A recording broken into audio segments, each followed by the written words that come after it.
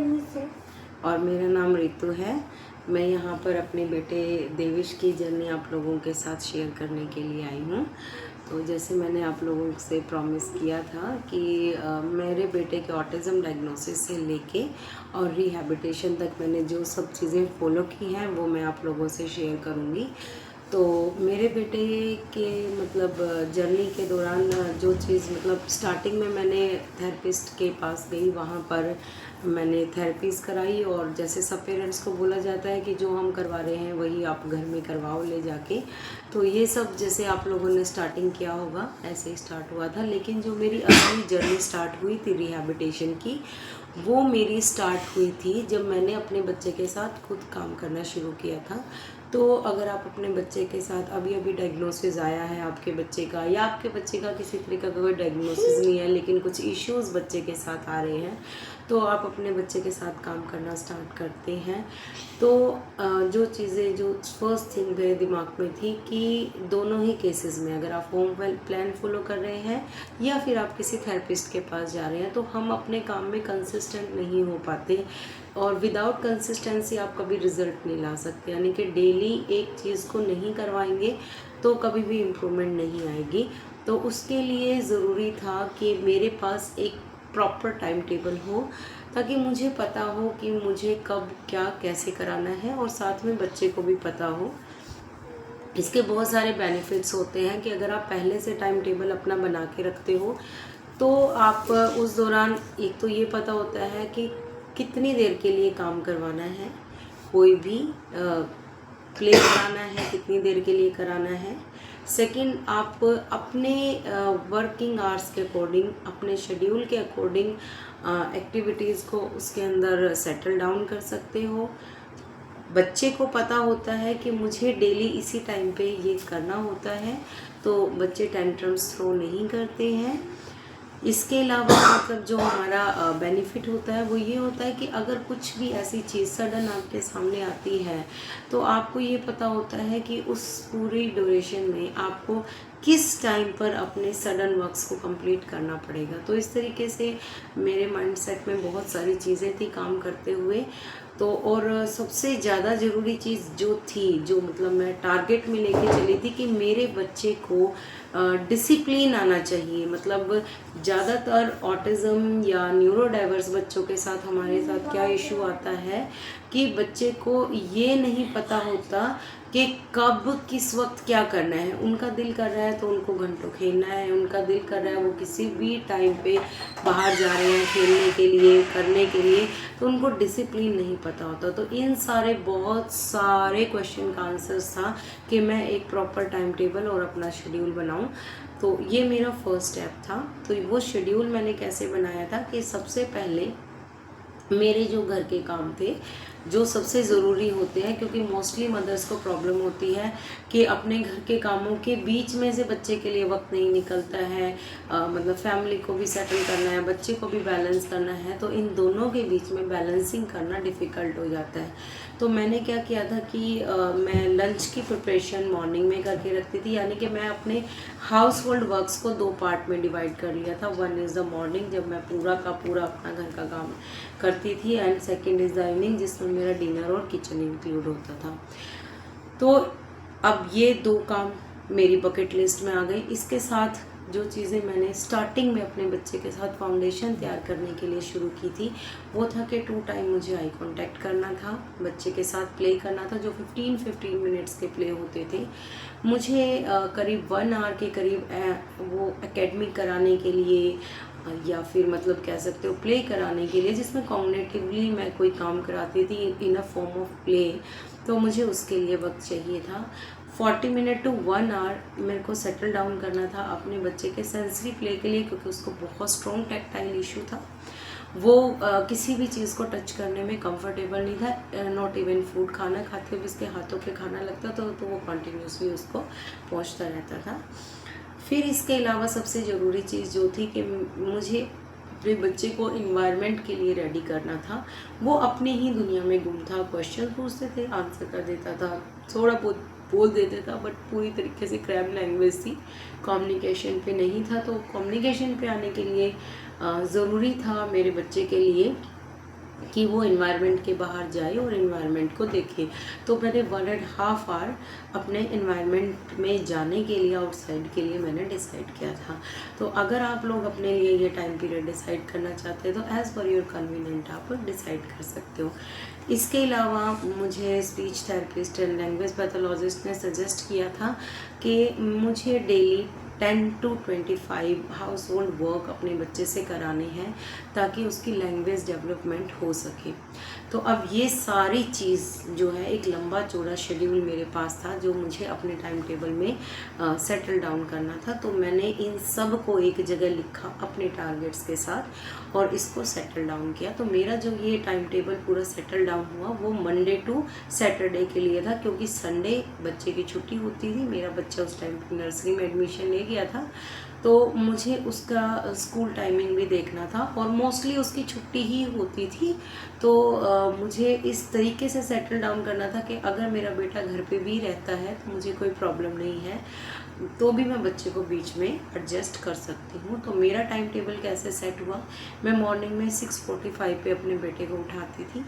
उठाने के बाद सबसे पहला काम था मुझे इन्वायरमेंट को टच देना, कि उसको बताना कि सुबह होती क्या है। तो मैं उसको बालकनी में लेके जाती थी, वहाँ पर उसको दिखाती थी कि देखो रोशनी हो गई है बच्चा, सो morning, good morning, Ram Ram, सबको राम राम करेंगे, सूर्य भगवान को जय जय करेंगे।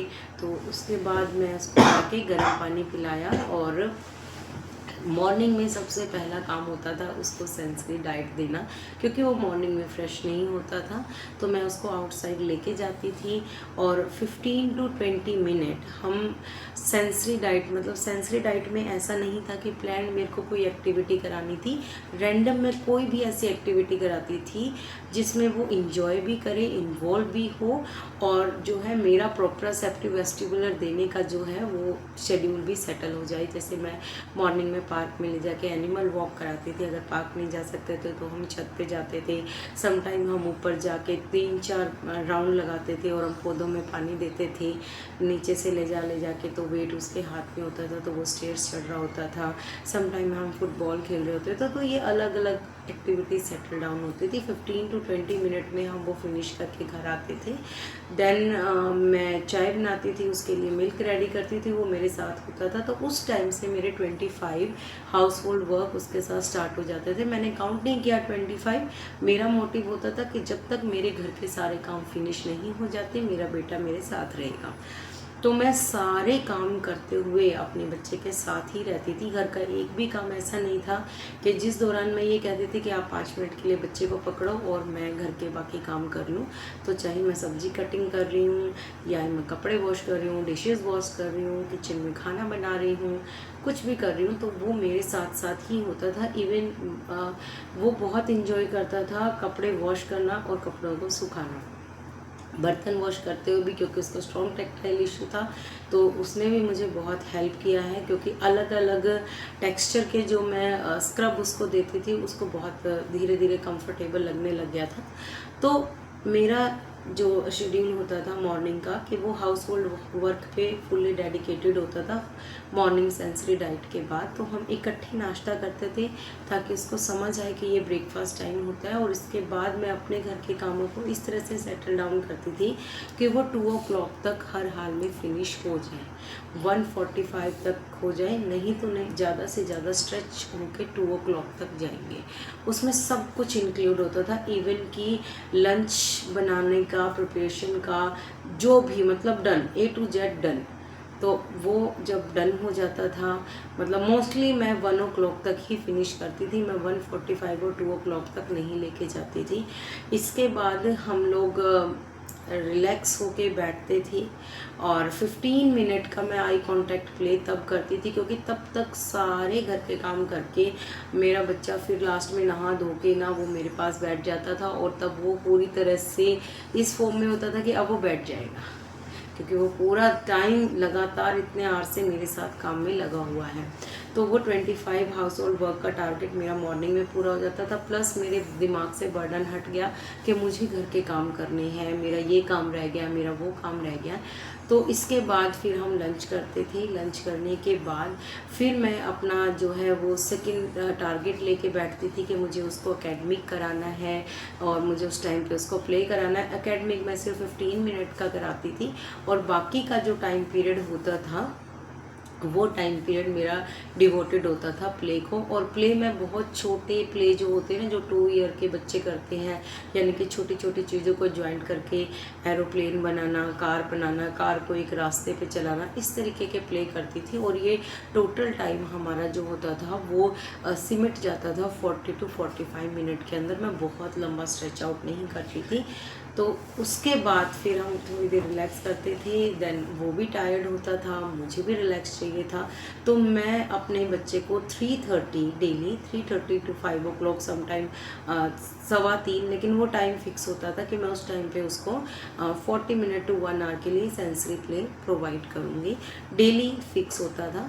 तो मैं उस टाइम पे उसको सेंसरी डाइट देती थी। मैं उससे थोड़ी डिस्टेंस पे बैठी होती थी, उसके साथ इंजॉय कर रही होती थी, इन्वॉल्व हो रही होती थी, उसको पूरी तरीके से खेलने देती थी।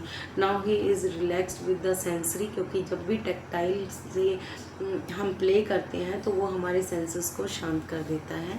फिर हम इवनिंग स्नैक्स लेके 5 o'clock 5:15 तक हम बाहर चले जाते थे पार्क में खेलने के लिए। तो वो मेरा करीब 1.5 hour डिवोटेड होता था। हम 6:30 के करीब घर वापस आते थे। उस टाइम पे मेरे बच्चे के साथ मेरा बीइंग टाइम होता था। जो मेरा बच्चा करता था वो मैं करती थी उस टाइम पे। वो उसको पार्क में जाना है, उसको मट्टी खोदनी है, उसको पानी में कूदना है, उसको जो करना है मैं वो उसके साथ करती थी, इन्वॉल्व रहती थी। बस इस चीज़ का ध्यान रखती थी कि किसी भी तरीके से वो डिसिप्लिन से बाहर ना जाए, मतलब किसी को हिट ना करे, किसी की तरफ चीज़ें थ्रो ना करे, या फिर मतलब आप ये कह सकते हो कि अननेसेसरी पेड़ों के पत्तों ना तोड़े, कहीं से डैमेज ना करे। बस इस चीज़ का ध्यान होता था। बाकी हम पूरा 1.5 hour इंजॉय करके आते थे पूरी तरीके से। I am with my kid.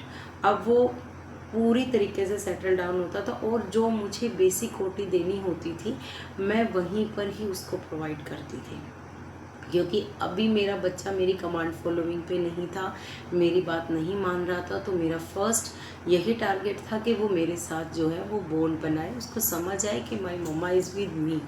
तो इस तरीके से करके फिर हम 7 o'clock घर आते थे। घर आने के बाद फिर हम मतलब डिनर की प्रिपरेशन करते थे, दोनों एक साथ मिलके करते थे। उस दौरान मैं उससे बहुत सारी बातें करती थी अपने बेटे के साथ। डिनर प्रिपेयर करने के बाद फिर मतलब हम तीनों मिलके खाना खाते थे। खाना खाने के बाद फिर मैं कुछ टाइम के लिए उसको उसके फादर के पास छोड़ देती थी। और कभी भी खुद भी अगर आप लोग अपने बच्चे को कुछ टाइम के लिए किसी अदर फैमिली मेम्बर के पास छोड़ते हो तो सबसे ज़रूरी चीज़ जो एक माँ के मन में चलती रहती है, वो ऐसा कर देंगे, वो फ़ोन दिखा देंगे, वो टीवी दिखा देंगे, वो रोकेंगे नहीं, वो ऐसे नहीं। इस बर्डन के साथ अपने बच्चे को कैरी फॉरवर्ड नहीं करो। उसको समझ आना चाहिए कि फादर के साथ वो अलग तरीके से रहेगा, घर में अदर मेंबर्स के साथ वो किसी और तरीके से रहेगा, मदर के साथ वो किसी और तरीके से रहेगा। तो वो कुछ टाइम पीरियड होता था जब मैं किचन क्लीन करती थी कि वो अपने फादर के साथ होता था। अगर उसके फादर अवेलेबल नहीं होते थे तो अगेन वो चीज़ मैं रिपीट करती थी, क्योंकि मॉर्निंग में हमने साथ में किचन क्लीन की होती थी तो वो नाइट में भी मेरे साथ अवेलेबल होता था। इसके बाद जो मेरा सेकंड टारगेट था कि मेरे को सेकंड टाइम मतलब आई कांटेक्ट करना है, अब वो बिस्तर में आ गया है, मैंने उसको लिटा दिया है, उसके साथ फिर मैं आई कांटेक्ट प्ले करती थी। वो बहुत रिलैक्स होता था, बहुत खुश होता था। उस दौरान सम टाइम मैं उसको मसाज करते हुए आई कांटेक्ट के साथ बात करती थी, प्ले करती थी, बॉडी के अलग अलग पार्ट्स पे मसाज करती थी, उसके बारे में बात करती थी। और पूरा दिन में उसने जो भी कोई चीज़, कोई बहुत खुशी की, बहुत गम की उसने फील की होती थी तो मैं उसके बारे में डिस्कस करती थी। ऐसे हमारा पूरा दिन जाता था। जब वो सो जाता था तो कुछ टाइम मेरे लिए होता था जो मुझे बेटर लगता था। तो मुझे बेटर लगता था कि पूरा दिन इतना ड्रेन होने के बाद फिर मुझे कुछ टाइम के लिए म्यूज़िक चाहिए था, छत पे आराम से आइज़ क्लोज करके, ताकि मैं रिलैक्स हो सकूं। तो फिर मैं वो अपना मी टाइम लेती थी। जिससे कि मुझे कभी ये गिल्ट ना हो कि मतलब मैं ख़त्म हो रही हूँ। वापस आती थी, मुझे अपने बच्चे के लिए जो भी नेक्स्ट डे के लिए क्लासेस लगानी है, क्योंकि उस दौरान मैंने कोर्सेज स्टार्ट कर दिए थे करने, तो मैं लगातार उनके जो है वो कंटेंट पढ़ती थी। और एक फ़िक्स टाइम था कि मैं जो है वो 12 o'clock 12:30 तक जो है सो जाऊंगी। सम टाइम 1 o'clock होता था, बट इसके ऊपर नहीं होता था। तो मेरा भी सोने उठने का टाइम सेटल था, बच्चे का भी सेटल डाउन था, तो हमें पता था कि कब क्या करना है और कैसे करना है। इसके बाद जो संडे होता था, संडे कम्प्लीटली फ्री होता था, पूरे फैमिली मेम्बर घर में होते थे, तो उस दिन हम ये वाली चीज़ फॉलो अप नहीं करते थे। उस दिन हमारा क्या होता था कि मॉर्निंग का जो 15 मिनट होता था वो 1 आवर तक होता था, कि हम मॉर्निंग में 1 आवर तक पार्क में रहेंगे, मस्ती करेंगे। घर आने के बाद उस दिन हम प्रॉपर घर की अच्छे वाली क्लीनिंग करते थे, और उस दौरान मेरा बेटा मेरे साथ ही होता था, जैसे जाले साफ़ करना, दीवारें साफ़ करना, रेलिंग और विंडोज़ वगैरह ये सब क्लीन करना। और हमारा यही चलता था उस दिन। थेरेपी शेड्यूल, सेंसरी प्ले ये कुछ नहीं होता था। क्लीनिंग की, मनपसंद खाना बनाया, इवनिंग में जो है वो पार्क गए, नहीं गए तो उस दिन गाने चलाए, और रैंडम कोई स्टेप नहीं, कोई कुछ नहीं। अगर वो कूद रहे हैं हम भी कूद रहे हैं, साथ में मस्ती कर रहे हैं, कोई बाउंडेशन नहीं, कोई कुछ नहीं। इस तरीके से हम अपना होल संडे जो है वो मैनेज करते थे। तो इस चीज़ ने ना बहुत मदद की मुझे भी निकलने में, मेरे बेटे को भी निकलने में, क्योंकि अब यहाँ पर हमारे पास एक सेट फ्रेमवर्क था, तो किसी भी तरीके का काम करने में हमें दिक्कत नहीं आई। अगर आप अपना टाइम टेबल या शेड्यूल सेटल डाउन नहीं करते हो तो चीज़ें छूटेंगी और रूटीन में नहीं होंगी। तो धीरे धीरे करके इस चीज़ का बेनिफिट मुझे ये मिला कि अगर कभी मेरी तबीयत ख़राब भी है और मैंने थोड़ा डिस्टेंस भी मेंटेन किया है, तो भी मेरा बच्चा उस शेड्यूल को फॉलो करता था और मेरे ऊपर स्ट्रेन नहीं आता था। Even he is also comfortable and enjoying his time table. तो मेरे बेटे ने इस दौरान अपने शेड्यूल को, टाइम टेबल को प्रॉपरली समझ लिया। अगर आपका बच्चा नॉन वर्बल है, अगर आपका बच्चा इस टाइम टेबल को और शेड्यूल को नहीं समझ पा रहा है, तो आप उसको विजुअल शेड्यूल के थ्रू भी समझा सकते हैं। मैंने बनाया था लेकिन मेरे को ज़रूरत नहीं पड़ी। मेरे बेटे ने 1 वीक में उसको प्रॉपरली समझ लिया। अगर आपको लग रहा है कि आपका बच्चा किसी भी टाइम सेंसरी प्ले के लिए आपसे फाइट कर रहा है कि मुझे सेंसरी प्ले करवाओ, या किसी भी टाइम बाहर जाने की जिद कर रहा है, एक डिसिप्लिन में नहीं आ रहा है, क्योंकि बड़ा ज़रूरी है बच्चे को ये समझ आना कि हमें कब किस वक्त पे कैसे क्या बिहेव करना है। तो आप बच्चे को ना विजुअली ये चीज़ें शेड्यूल में, पैटर्न में डाल के दो। यानी कि छोटे छोटे कार्ड बनाओ, हाथ से उसके ऊपर स्केच बनाओ, कलर वलर कुछ नहीं करना है, पिक्चर नहीं निकालना है, और जिस सीक्वेंस में आप अपने बच्चे के साथ काम करवा रहे हो उसी सीक्वेंस में कार्ड लगा दो। जैसे आपका बच्चा डे टाइम में, जैसे जनरली मेरा बेटा डे टाइम में बोलता था कि मुझे अभी पार्क जाना है, तो मैं उसको बताती कि नहीं, पहले ये होगा, फिर ये होगा, फिर ये होगा, उसके बाद हम पार्क जाएंगे। मैं प्रॉम्प्ट करती थी और वो समझ जाता था। तो ज़्यादा कुछ ऐसा प्रॉब्लम नहीं होता है ड्रॉ करने में। जैसे आप इस तरीके से ड्रॉ कर सकते हो कि ये सेंसरी प्ले के लिए है। ये मैंने छोटा सा बॉय बनाया, उसके सामने टब बनाया है, टब में चीज़ें बनाई हैं। इसी तरीके से ये पार्क का बनाया है। ये जस्ट डेमो है आप लोगों को दिखाने के लिए कि इस तरीके से जो है ना आप बना के और दिखा सकते हो। तो होपफुली ये चीज़ आपको हेल्प की होगी। जब भी आप अपने लिए टाइम टेबल या शेड्यूल बनाएं तो कुछ चीज़ें हैं जो आपको अपने ध्यान रखनी चाहिए। वो चीज़ें क्या है कि सबसे पहले आपके जो चीज़ें बहुत ज़रूरी, यानी कि प्रायोरिटी लिस्ट डिसाइड करो। जो बिल्कुल ऐसी चीज़ें हैं जो बहुत ज़रूरी हैं उन्हीं को ही अपने बकेट लिस्ट में ऐड करो। अदर चीज़ों को जो एलिमिनेट हो सकती हैं आप उनको करो, क्योंकि बहुत ज़्यादा प्रेशर आप अपने ऊपर लोगे तो एक टाइम के बाद आपको फ्रस्ट्रेशन होने लगेगी। जैसे मुझे कुकिंग करना बहुत पसंद था, लेकिन मैंने नई नई डिशेस को बनाना ट्राई करना छोड़ दिया। जो बेसिक फूड जो बहुत जल्दी प्रिपेयर हो जाते थे मैं उनकी तरफ ज़्यादा जाती थी, उनको ज़्यादा प्रेफर करती थी। सेकेंड चीज़ क्या है कि अगर आप कुछ रिस्पॉन्सिबिलिटी को सामने वाले पर्सन को डेलीगेट कर सकते हो तो आप उसको कर दो। छोटी छोटी चीज़ें बहुत मदद करती हैं, जैसे सब्जी लेके आना है, राशन लेके आना है, इस तरह की चीज़ें अगर आप सामने वाले पर्सन पे डेलीकेट कर सकते हो तो कर दीजिए। अगर आप नहीं कर सकते तो अपनी अकाउंटेबिलिटी और रिस्पॉन्सिबिलिटीज़ को छोटा कर लीजिए, यानी कि बहुत वाइडर उसमें नहीं लेके आइए। कभी किसी का टाइम टेबल या शेड्यूल फॉलो मत कीजिए, पहले अपने टाइम टेबल को देखिए, अपने टाइम टेबल के अंदर बच्चे की चीज़ों को सेटल डाउन कीजिए उनको, ताकि आपको बार बार उसको चेंज ना करना पड़े। यानी कि अपनी 100% कैपेसिटी को खींच के टाइम टेबल मत बनाइए, उस टाइम टेबल को इस तरीके से बनाइए कि आप इजीली उस चीज़ को पूरा कर पाएँ। जैसे कि मैंने 1.5 आवर के लिए अपने बच्चे का आउटडोर डिसाइड किया था। अगर आपको लग रहा है कि आप 1 या 1.5 घंटा बच्चे को बाहर लेके नहीं जा सकते हैं, तो सिंपली आपको क्या करना है कि बच्चे को चाहे आधा घंटा दो, लेकिन अगर आधा घंटा सेटल डाउन है तो आधा घंटा ही होना चाहिए। ठीक है जी। और विजुअल शेड्यूल, डेलीगेशंस, इन सब चीज़ों की हम बात कर चुके हैं। तो अपना सबसे पहले थेरेपी स्टार्ट करने के लिए अपना शेड्यूल बनाइए। All the best. इसके बाद हम जो है वो नेक्स्ट वीडियो में डिस्कस करेंगे कि मैंने जो आई कांटेक्ट प्ले किए थे अपने बेटे के साथ, वो किन किन चीज़ों से किए थे, किस पे उसने रिस्पॉन्ड किया था और किस पे रिस्पॉन्ड नहीं किया था। धन्यवाद।